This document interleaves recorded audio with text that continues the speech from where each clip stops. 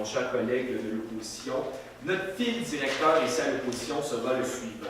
C'est comme si, au gouvernement, les enfants possédaient d'emblée une capacité de socialisation. C'est comme s'ils possédaient d'emblée la responsabilité et la responsabilisation, et c'est comme s'ils possédaient d'emblée la compétence de faire l'exercice qu'ils nous proposent.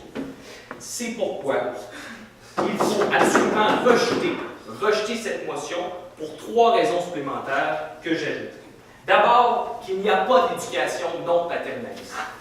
Deuxièmement, parce qu'avant d'être adulte, il faut être enfant.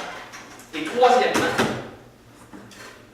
il ne faut pas considérer que l'enfant peut agir d'emblée avec responsabilité.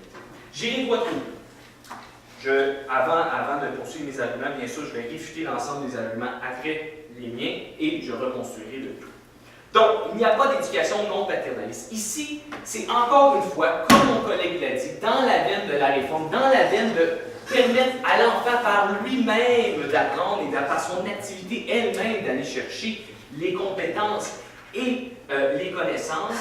C'est comme si on n'était pas capable d'assumer que lorsqu'on crée un système d'éducation, lorsqu'on crée les ramifications et les objectifs qu'on veut atteindre avec un système d'éducation, c'est comme si ces objectifs-là n'étaient pas toujours imposés d'en haut, d'une structure d'adultes et d'une structure d'adultes ensemble, socialement, qui détermine la manière dont les enfants doivent être éduqués et les objectifs vers lesquels nous devons tendre.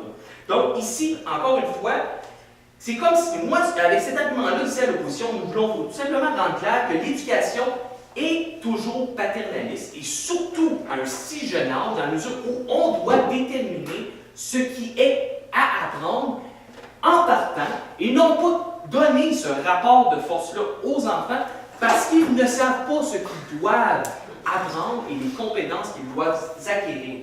Et même lorsqu'on continue plus loin dans le système d'éducation, nos objectifs sont toujours prédéterminés, ils viennent toujours d'en haut, d'un modèle qu'on se donne pour être imposés. Et arrêtons de faire comme si ceci n'était pas le cas. C'est ça le principal argument ici.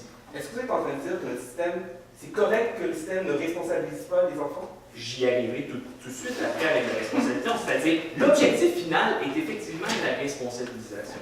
Et j'entends mon deuxième argument, parce qu'avant d'être adulte, il faut être enfant, et avant d'être adulte, ça prend progressivement un parcours avec lequel on gagne en responsabilité. Ce que ça demande aux enfants de porter sur leurs épaules à un si jeune âge, c'est le poids de la destination de leur vie, le poids du sens même qu'ils veulent donner, la direction qu'ils veulent donner à leur existence, et on ne peut pas avoir ça tout de suite d'emblée. Pourquoi? Parce que sans sens déjà donné, sans sens préalable, à partir duquel ensuite nous pouvons peut-être prendre, et que nous devrons prendre dans le processus éducatif une distance, il y a tout simplement une perte de repère. Une perte de repère clair, et c'est pourquoi on ne peut pas demander à l'enfant de n'avoir aucun repère en partant et que tout émerge de lui-même en partant. Le processus de responsabilisation doit se faire progressivement, étape par étape, et dans un jeune âge, vous-même, tous ici présents, la façon dont vous avez été élevés, la façon dont peut-être vous voulez élever vos enfants, vous déterminez, quand il y a un jeune âge, ce qui est bien pour lui et ce qui est mal. Vous n'avez pas à vous justifier constamment à son insu, à lui demander constamment si lui il considère que c'est bien ou que c'est mal. Et c'est ça qu'on nous demande ici au gouvernement, de toujours faire comme si l'enfant avait constamment son mot à dire. On ne fait pas ça tout simplement dans la manière dont on a été élevé, dans la manière dont on élève les enfants. Ça ne fonctionne pas. C'est important qu'il y ait progression. Et ensuite, considérer que l'enfant, d'abord, est d'emblée responsable et que la responsabilité n'émerge pas d'un processus d'acquisition. Je vais vous montrer un exemple concret. J'espère, ici présent, que vous avez eu la chance de voir un documentaire qui est fait dans une école du Québec où l'enseignante, dans la volonté de faire cette expérience, a classé les élèves du primaire environ 4-5e année en grands et petits. Il a donné aux grands des caractéristiques plus grande, des caractéristiques, c'est-à-dire il a clairement montré une supériorité des grands par rapport aux petits. Et ce qui est important de souligner, c'est la manière, en donnant d'emblée cette responsabilité-là, cette grandeur-là, à une classe tout simplement arbitraire en fonction de la grandeur, les jeunes, ceux qui étaient dans le groupe supérieur versus le groupe inférieur, il y avait de l'abus d'emblée. Ils ont fait l'expérience, il y avait des graves abus. Et ce qui est fascinant, on nous dit que les enfants sont responsables, c'est capable de faire leur choix eux-mêmes. Ce qui est fascinant, c'est qu'après avoir discuté de l'expérience, après avoir réalisé comment ça fait mal aux petits d'être considérés inférieurs, elle a renversé les groupes et ils ont fait la même chose. Ils ont fait la même chose, ils ont usé d'abus de pouvoir par rapport à une classe tout à fait arbitraire basée sur la grandeur. Oui. Alors, si c'est trop tôt, quel âge vous suggérez-vous pour commencer la responsabilisation? La responsabilisation se fait à chaque étape, à l'acquisition des compétences que nous devons faire dans notre curriculum que nous avons présentement à l'école, tel qu'il est fait. J'entendrai immédiatement la vérification. Donc, les deux arguments supplémentaires, rapport de force doit être changé par rapport à l'enfant. L'enfant, dans le système que nous avons, est au bon rapport de force avec l'enseignant parce que l'enfant, tel que mon collègue l'a démontré dans le premier argument, ne possède pas les acquis et les compétences pour savoir ce qui est bon pour lui. Il doit l'acquérir. Et c'est pourquoi c'est nécessairement nécessaire, je vais employer un grand pléonasme ici, c'est nécessairement nécessaire que nous déterminions d'emblée ce que l'enfant doit apprendre et qu'il doit l'apprendre tel que c'est fait. Et tout simplement pour, éventuellement, à 18 ans, être considéré comme étant responsable et capable de faire des choix et de s'impliquer dans des processus de lutte politique, des rapports de force syndicales à l'intérieur des entreprises, etc. Donc, l'enfant, ici, l'argument, c'est qu'il n'y a pas de rapport de force à y avoir entre l'enfant et les enseignants parce qu'il faut que l'enseignant ait ce rapport de force-là dans le développement naturel de l'enfant.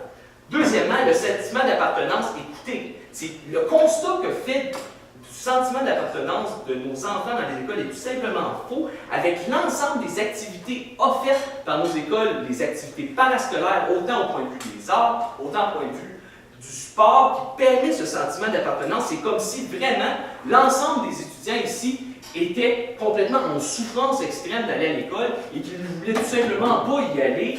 Écoutez, c'est tout simplement faux. La manière et les options qui sont offertes à nos étudiants sont suffisantes pour créer ce sentiment d'appartenance-là.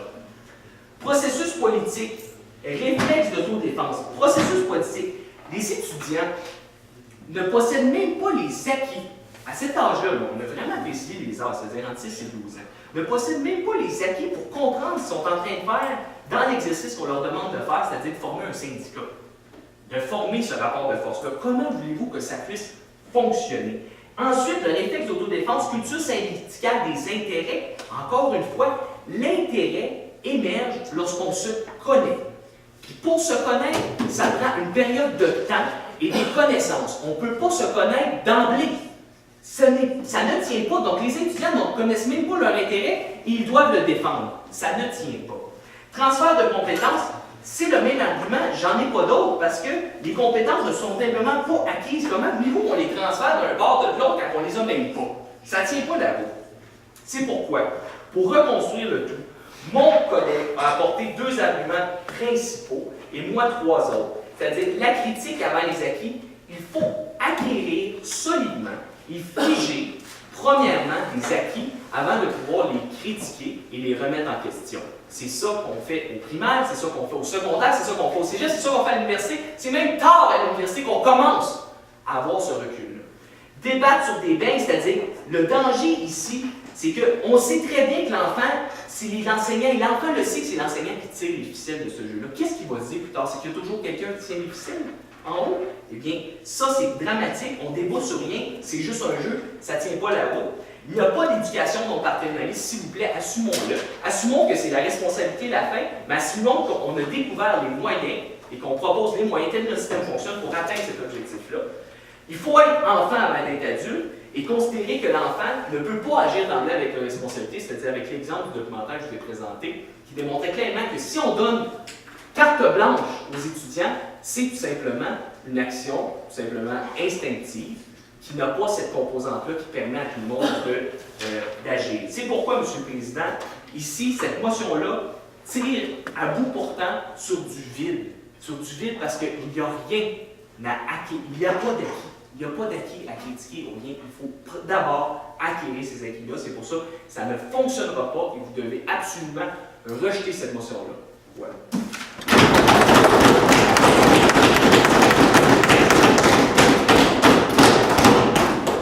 Merci. Sur votre question, Monsieur le ministre.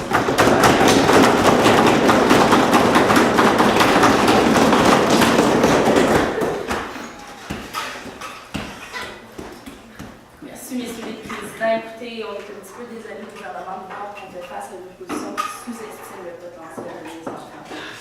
Ici, justement, on voit un fil directeur clair. Les enfants ne peuvent être responsables. Il faut mettre ça plus tard. Écoutez, on nous a parlé, je vais vraiment passer rapidement sur les arguments, parce que c'est vraiment pas ça le centre du débat. Là. On nous a dit que justement, ça n'existe pas une éducation qui n'est pas paternaliste, Monsieur le Président. Effectivement, il faut donner des connaissances, mais il faut d'autre part apporter et présenter des compétences aux enfants. Ça a été complètement tassé du revers de la main par l'opposition. On nous a parlé justement qu'il faut être adulte avant d'être enfant. J'aime comment l'opposition nous présente les notions de responsabilité et d'enfance comme mutuellement exclusives. Au contraire, le gouvernement pense qu'elles doivent être juste